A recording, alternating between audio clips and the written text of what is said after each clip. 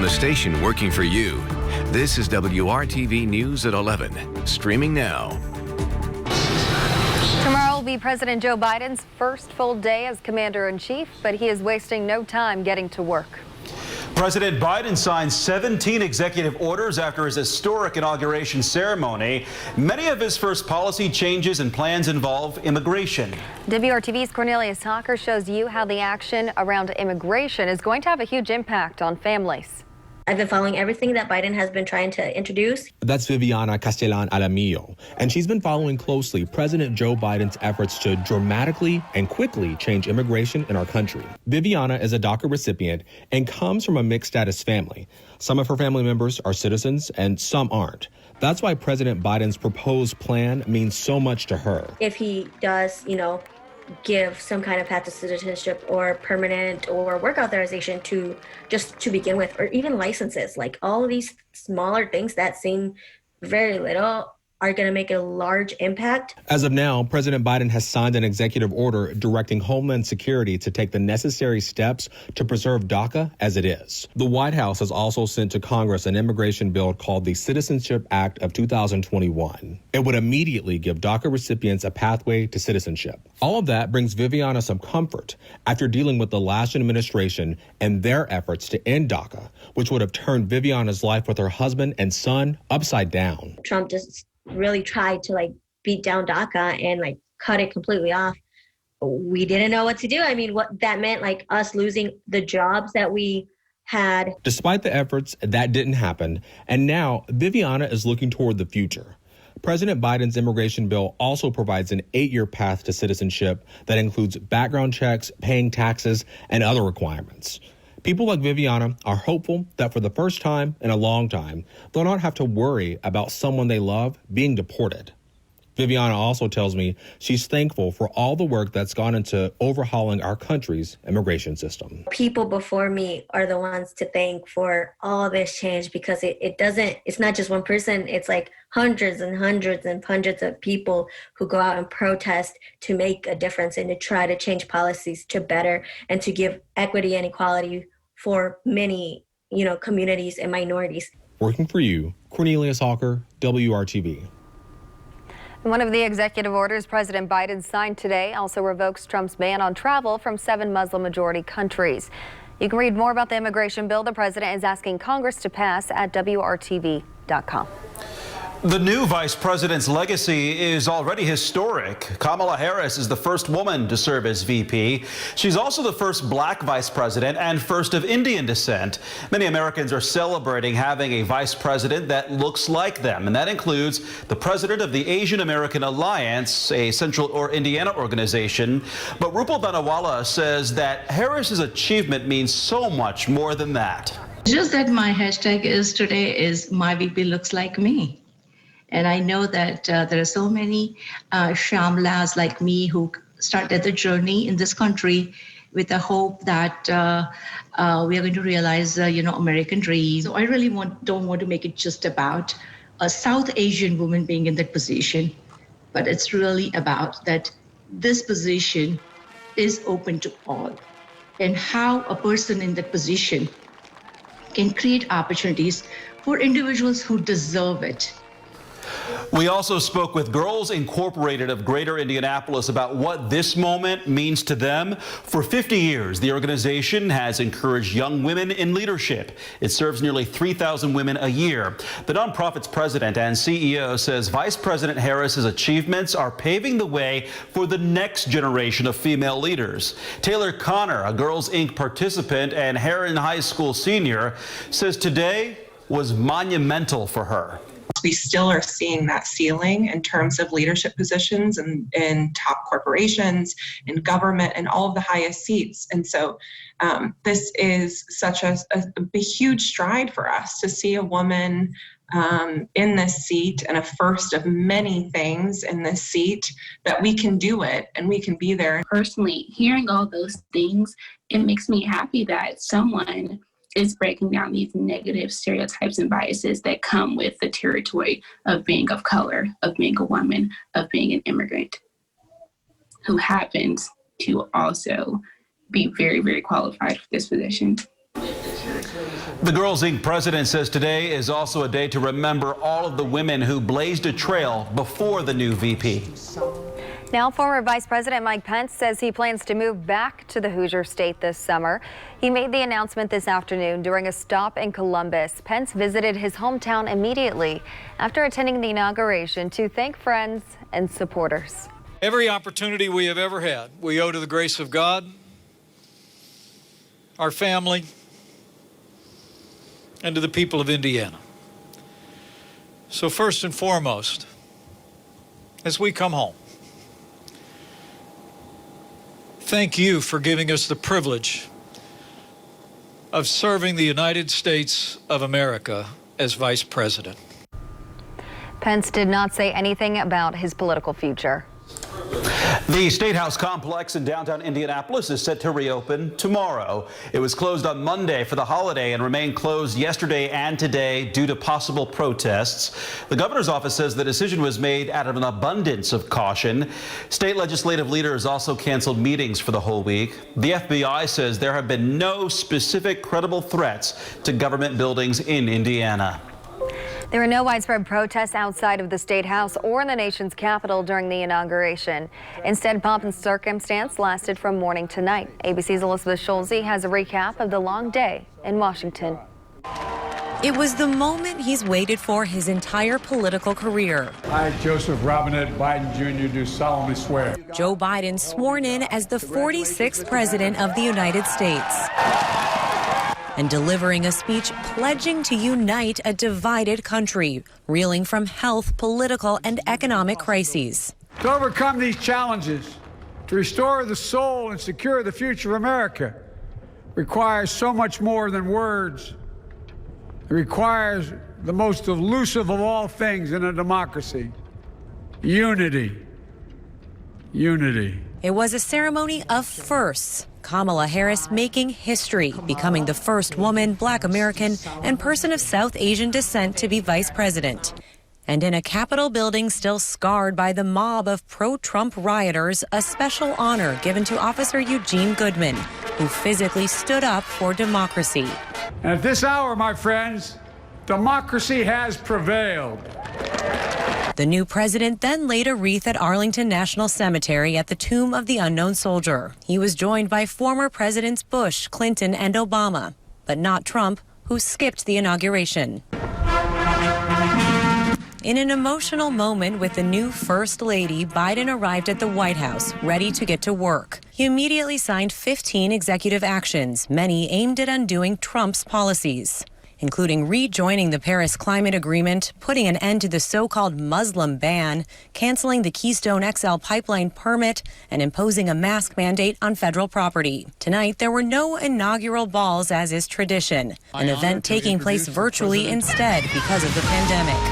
Yet another testament to the enormous challenges ahead for the new president. There isn't anything we can't do if we do it together. The president and the vice president weren't the only ones to take the oath of office here at the Capitol today. 3 Democratic senators also were sworn in, giving their party control of the Senate. Elizabeth Schulze, ABC News, the Capitol. Tomorrow on Good Morning America, an exclusive interview with a young woman who is in the international spotlight tonight for her role in the inauguration. Being American is more than a pride we inherit. It's the past we step into and how we repair it. We've seen a force that would shatter our nation rather than share it, would destroy our country if it meant delaying democracy. And this effort very nearly succeeded. But while democracy can be periodically delayed, it can never be permanently defeated. That's poet Amanda Gorman. She will share her story with Robin Roberts tomorrow on Good Morning America. Watch the exclusive interview only on WRTV. Governor Eric Holcomb will give his weekly briefing on the pandemic tomorrow. It was postponed this week due to the State House closure. 2,302 COVID patients were being treated in Indiana hospitals as of yesterday. That rate has been steadily declining in the new year. Right now, anyone aged 70 and older, long-term care residents, first responders, and healthcare workers are eligible for the vaccine in Indiana.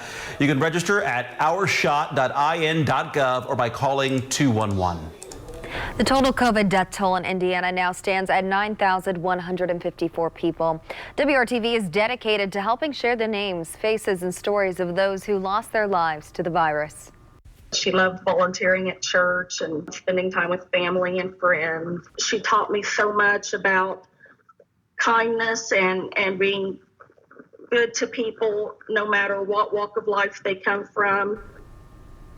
Tracy Dill talked to WRTV about her mother, Betty Oliver.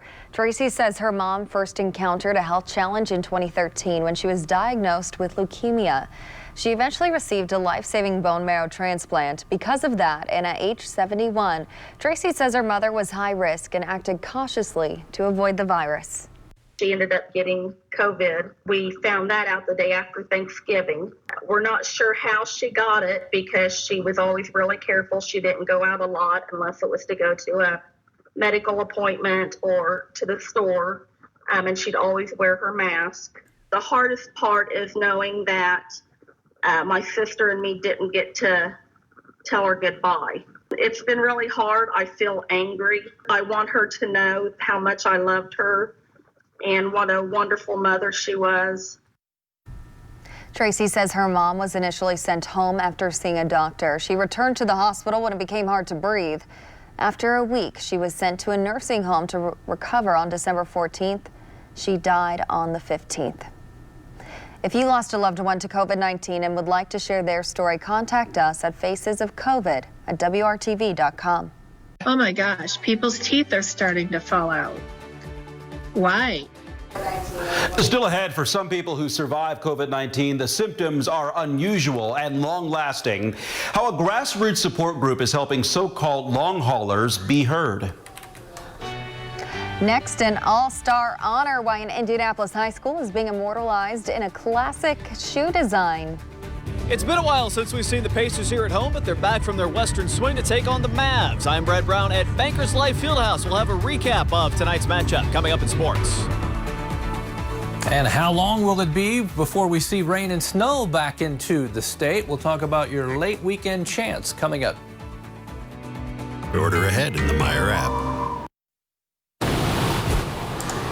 A new sneaker pays tribute to a piece of Indianapolis history. These Crispus Attucks shoes are part of a new Converse collection called Breaking Down Barriers. They are inspired by and honor the 1954-1955 Crispus Attucks high school basketball team. Led by a young Oscar Robertson, they were the first all-black team to win a state basketball title in Indiana.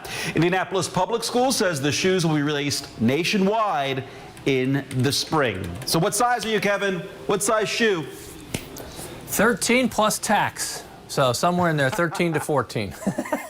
I'm all in. I like those, by the way. 32, that's a temperature in Indy right now. The wind out of the southwest, and it's strong. You may still hear the wind gusts as you lay in bed here to drift off to sleep. They're out of the southwest. That will keep our temperature propped up. It won't change a whole lot from where it is now. We'll wake up tomorrow morning with temperatures around the freezing mark.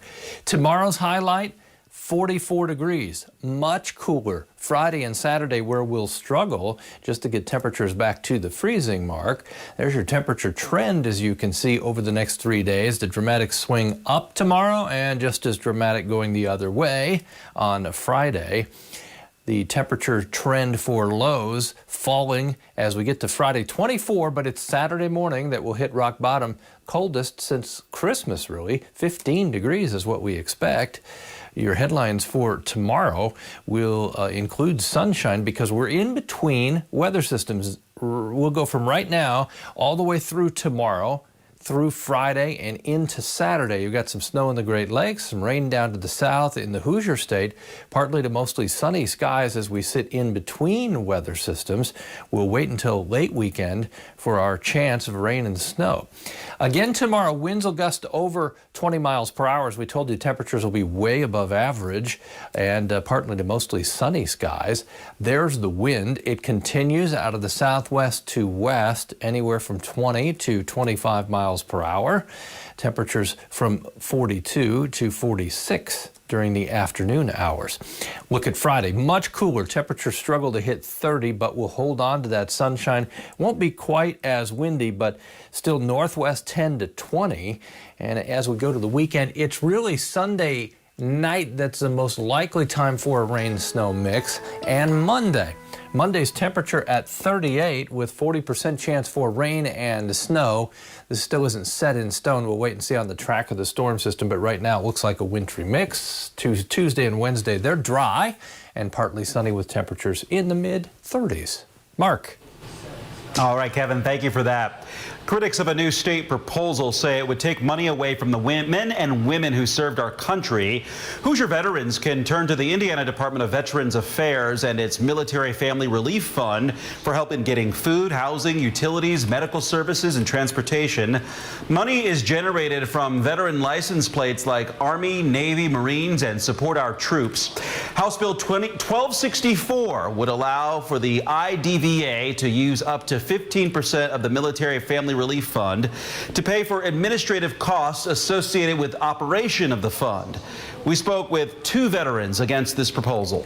We see those as donations because Hoosiers pay a higher cost for those specialty license plates to support our troops, to show pride in their service, all knowing that that extra money goes into our Military Family Relief Fund to help veterans in need. It was never meant to be like a slush fund for the state of Indiana or for the Indiana Department of Veterans Affairs to use money from it for anything other than grants to veterans and their families. The Military Veterans Coalition of Indiana wrote a letter to the governor saying taking 15% away, quote, equates to over $270,000 that would not be available to assist over 110 Hoosier veterans. We have not yet received a response from IDVA Director Dennis Weimer, but we know many state agencies are being asked to cut their budgets due to the financial impact of COVID-19. There are still many unknowns when it comes to COVID. Some people never have symptoms, some recover after a few weeks, and some experiencing lingering symptoms with no idea when or if they'll go away. Scripps reporter Amanda Brandeis shows how the medical community is searching for new ways to treat the growing population of COVID long haulers.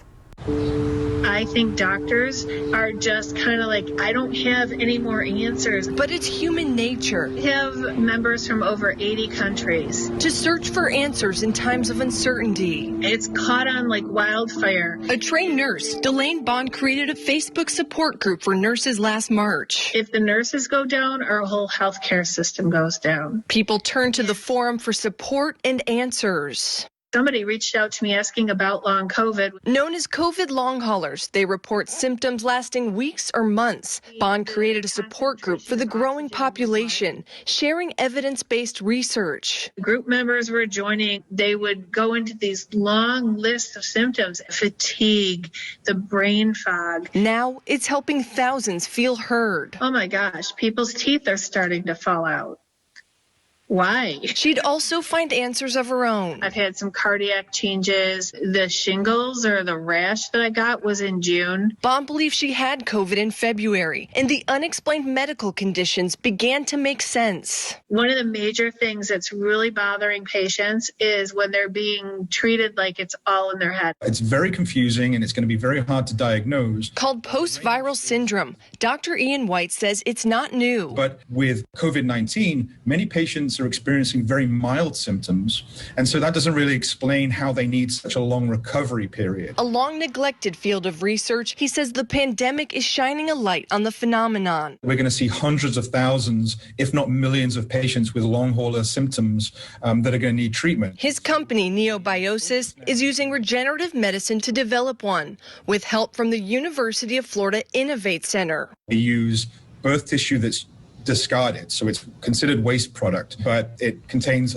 a huge number of growth factors and cells, very, very potent. Researchers say lingering symptoms could be linked to the virus attacking our vascular system, damaging blood vessels and vital organs. Dr. White believes amniotic fluid, a liquid developed in pregnancy, could help promote tissue repair and reduce inflammation, relieving long hauler symptoms. Utilize the body's own ability to repair and regenerate. Clinical trials could begin this year pending FDA approval. How do we treat those patients, because they're going to be removed from the workforce, a burden on healthcare, and they're going to be very sick for a very long time. And so we must focus on these patients. I'm Amanda Brandeis reporting.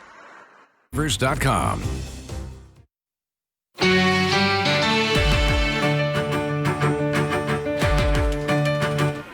It's one and done for Phillip Rivers with the Colts. The quarterback announced his retirement from the NFL today.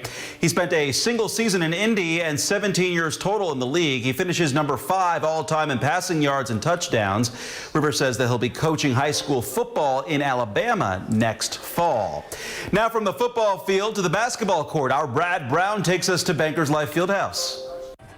The Pacers playing their first home game in more than a week. Miles Turner still out of the lineup as he deals with a hand injury. His absence left a big gap on the defensive end. Dallas opened up a 15-point lead early. Trey Burke scored a dozen points in the first quarter. The Mavs shot 65% from the field in the opening 12 minutes. They had 37 points at the quarter break. Obviously he helps a lot more. It's easier when we got 2 bigs out there, and especially him protecting, But yeah, we're in our same defensive coverages, obviously when you have the leading shot blocker out there, it helps a lot. Jeremy Lamb making his return to the Pacers lineup just a couple days shy of 11 months since he went out with a knee injury. Made an impact right away on both ends, gives the Pacers a solid option off the bench, and he creates some troubles with his defense. Lamb scored 10 points in the half. Pacers cut the deficit to 2 at the break. Had a lot going through my head. I was nervous, anxious. Just wanted to help the team. It was just a lot of different emotions, but I was really excited though. Malcolm Brogdon led a strong third quarter charge for the Pacers. He scored 11 points in a 3-minute stretch, including a trio of 3-pointers. Brogdon finished with 26 points to lead the Pacers. They would eventually take the lead. Just a 1-point game heading to the fourth quarter. I'm not a guy that's going to rah-rah and talk a lot. I'm going to talk when it's necessary and give direction and listen and lead and do everything that I do, regardless of who's here. That's just my style. So I'm going to continue to lead no matter who's on the team and my style. Dallas took control of the game in the final period. An 11-3 run opened it. Another 12-4 run later put it out of reach. Kristaps Porzingis led the Mavericks scoring with 27 points. Burke had 22 off the bench and a triple-double for Luka Doncic with 13, 12, and 11. The Pacers go down 124-112. I had Domas out on the perimeter a lot. In blitzes and in his coverage, and I was even switching a little bit with him out there, so it left us a little bit smaller on the backside of our defense. It's the first of 4 straight here at home for the Pacers. The Magic will be here coming up on Friday, and then on Sunday and Monday they'll get a look at one of the Eastern Conference leaders when the Raptors come to town. At Bankers Life Fieldhouse, Brad Brown, WRTV Sports. Professional grade GMC. We'll put a couple important pieces of the puzzle together tomorrow. Sunshine combined with above average temperatures should settle around 44. It will be windy though, which will make it feel a little bit cooler. Amanda. Still sounds absolutely wonderful. Thank you, Kevin, and thank you for making WRTV your choice for news. Good night.